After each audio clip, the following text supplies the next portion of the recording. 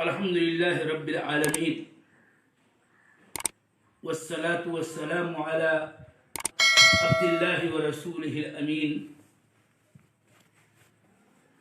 وعلى آله وأصحابه وأزواجه وذرياته أجمعين أما بعد. جیسا کہ میں نے کل مشیت و ارادہ کے معنی و مطلب کو واضح کرنے کے بعد یہ کہا تھا کہ ارادہ صفت کے متعلق کل 4 اقوال ہیں. میں بڑے ہی اختصار کے ساتھ 4 اقوال آپ کے سامنے رکھ رہا ہوں. قبل اس کے کہ میں ان اقوال کا تذکرہ کروں، یہ آپ کو بتاؤں کہ اہل السنہ والجماعہ فرقہ ناجیہ طائفہ منصورہ کا قول ہی صحیح اور درست ہے، اور وہی ہے جو دل کو، دماغ کو اپیل کرتا ہے. جس کے پاس ادنا بھی عقل و خرد ہو اس کو سمجھ اور بوجھ سکتا ہے، جبکہ دیگر جو ہمارے مخالفین ہیں اس خاص مسئلے میں، ان کے اقوال میں، ان کے الفاظ میں، ان کی تعبیر میں ایک عجیب و غریب قسم کی پیچیدگی، ایک طرح کا ایسا غموض کہ جو سمجھ میں نہ آئے.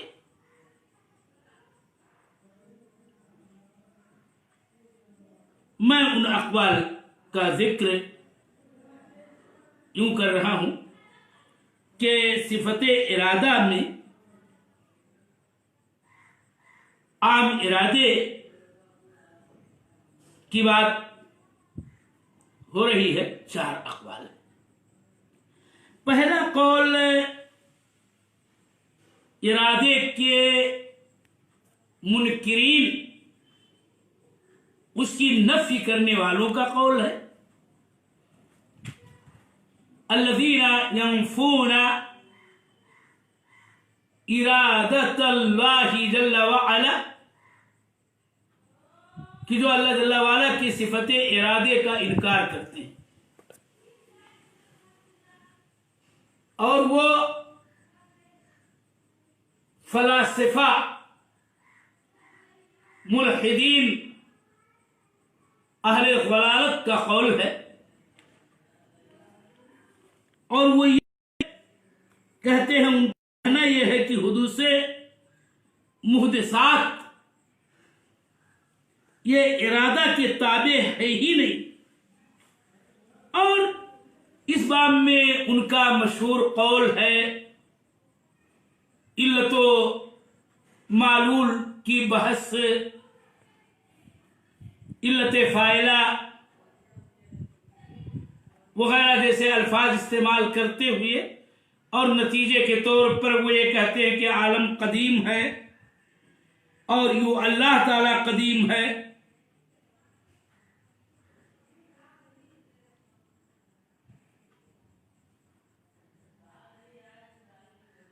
دوسرا قول مخالفین اہل سنت والجماعت، طائفہ اہل اعتزال کا، معتزلہ نامی گروہ، وہ اس بات ارادہ کے تو قائل ہیں، مگر وہ یہ کہتے ہیں کہ وہ ارادہ حادثہ ہے. اور یہاں پر ان کی تعبیر عجیب و غریب وہ یہ ہے کہ جو کسی محل میں نہیں ہوتا، یثبتون اے الاشاعرہ ارادتن حادثتن لا فی محل، اور ان کی گفتگو کا اصل خلاصہ یہ ہے کہ اللہ تعالی کے ساتھ ارادہ قائم نہیں، اور اس طرح سے وہ در حقیقت یہ کہنا چاہتے ہیں کہ اللہ تعالیٰ کی صفت نہیں ہے ارادہ کی جو اس کی ذات کے ساتھ قائم ہو۔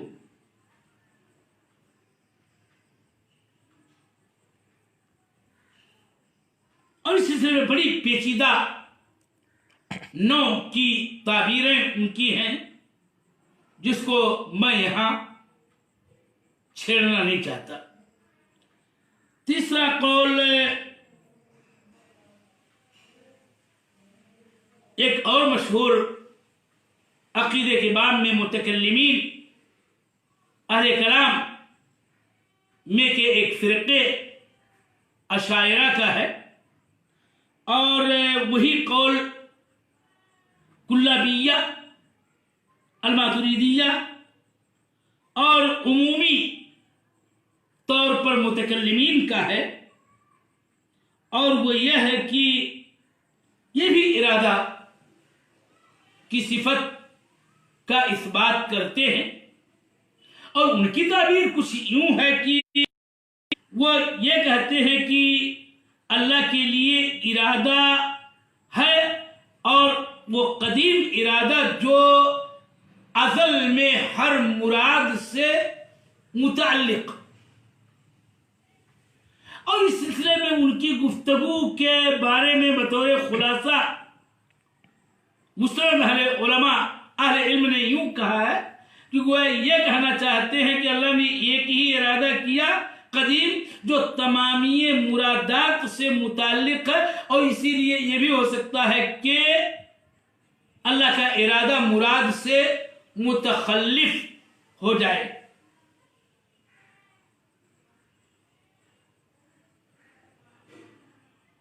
اور چوتھا قول ظاہر سی بات ہے کہ وہ اہل سنت والجماعت کا قول ہے، اور ان کے قول کا خلاصہ یہ ہے کہ اللہ جل وعلا کی صفات علیہ کاملہ میں سے ایک صفت مشیت اور صفت ارادہ ہے، اور یہی فطرت سلیمہ کو اپیل کرنے والی بات ہے، اور جس کا خلاصہ یہ ہے کہ اللہ تعالی کے لیے مشیت عامہ حاصل ہے کہ جس کا تعلق موجودات مخلوقات سے ہے، اور اس طرح سے اس کا خلاصہ یہ ہے کہ اللہ تعالی ہی کی چاہت، اس کے اذن، اس کے مشیت عامہ کے تابع ہر چیز کا وجود، اختراع، خلق ہے کہ جو اللہ نے چاہا، جب چاہا، جیسے چاہا اس کا وجود ہوا، اور جو چیزیں اللہ تعالی نے نہیں چاہی اس کا وجود نہیں ہوا۔ اور ساتھ ساتھ یہ بھی کہ اللہ تعالی کے ارادے دو طریق کے ہوتے ہیں، ایک تو ارادے عامہ کونیہ قدریہ کہلاتا ہے، اور ایک ارادے دینیہ شرعیہ امریہ مرضیہ کہلاتا ہے، اور جس کے دلائل کتاب و سنت میں بہت سے ہیں۔ یہاں پر خود علامہ ابن تیمیہ رحمہ اللہ نے کم سے کم 4 آیتیں نقل کی ہیں جن میں اللہ تعالی کی مشیت اور اس کے ارادہ اور ارادے کی دونوں قسموں، ارادے کونیہ، ارادے شرعیہ کا ذکر ہے۔ اور جب اس مسئلے پر تفصیل سے آدمی غور و تدبر کرتا ہے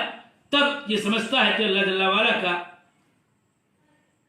ارادہ اور اس کی مشیت اس کی صفت ہے جو اس کی عظمت و کبریائی کے شایان شان ہے۔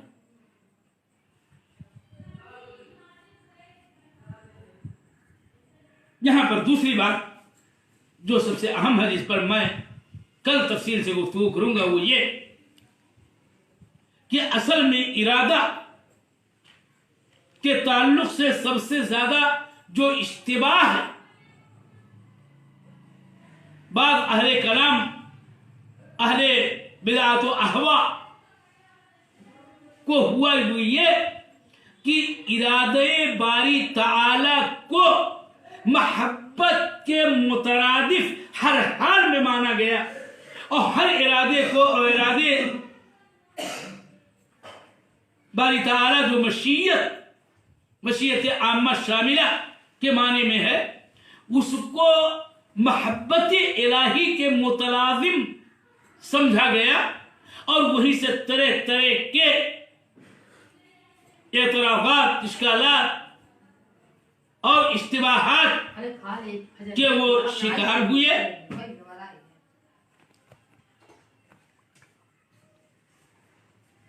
جبکہ غور و تأمل کرنے والے پر یہ بات اچھی طرح سے عیاں ہوتی ہے کہ اللہ جل وعلا کے ارادے کی دو قسمیں ہیں،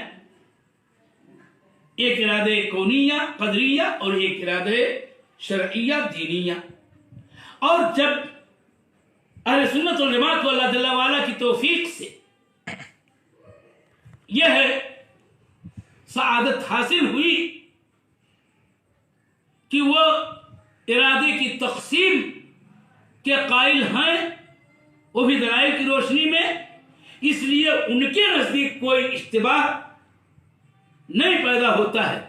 رہی بات یہ کہ اللہ جل وعلا نے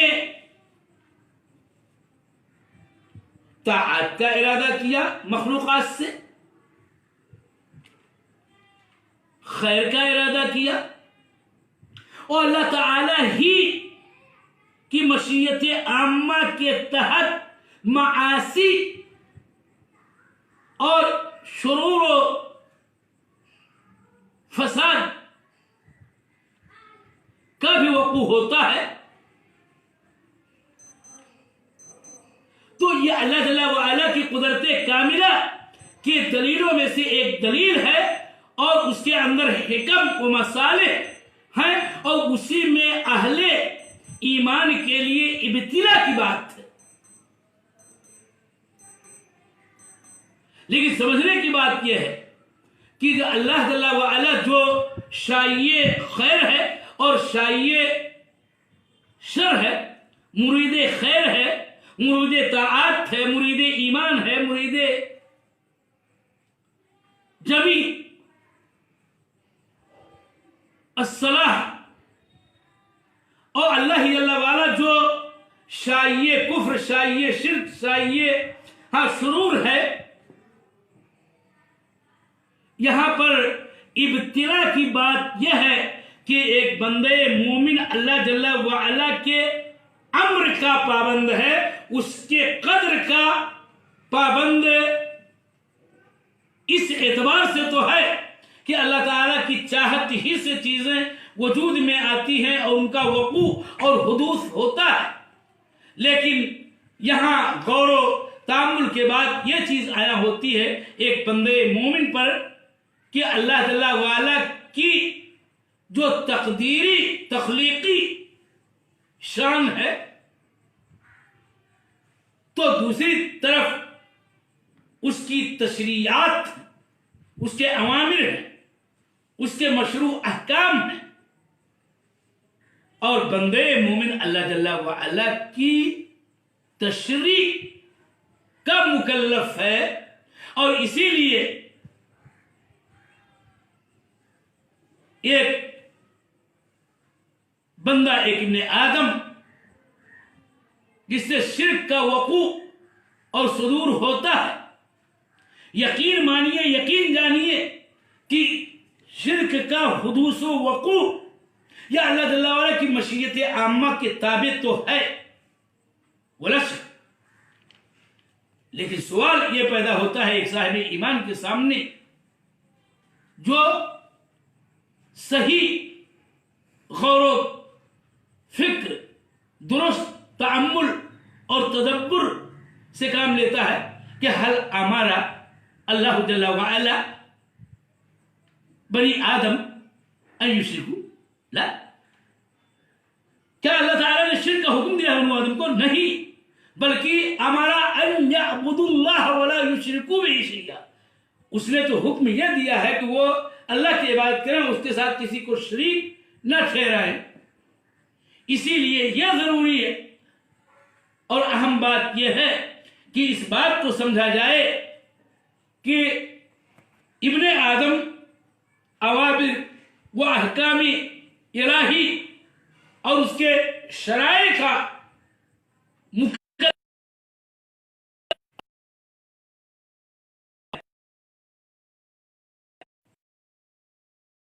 نودی اور اس کے یہاں اجر و ثواب کے لیے